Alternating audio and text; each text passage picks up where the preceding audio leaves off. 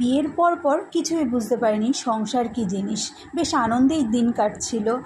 নতুন নতুন যেটা হয়, সংসারের কোনো দায়িত্ব নেই, কোনো চাপ নেই।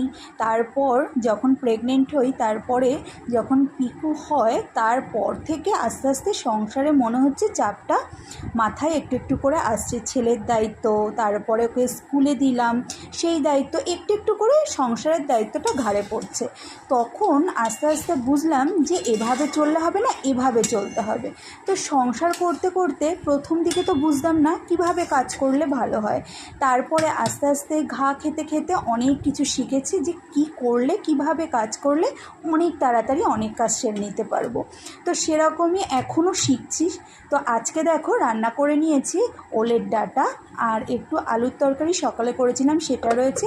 আর আজকে হচ্ছে রান্নার রাজা বলতে পারো, সেটা হচ্ছে ইলিশ মাছ ভাপা। এই হয়েছে আজকে আমাদের রান্না।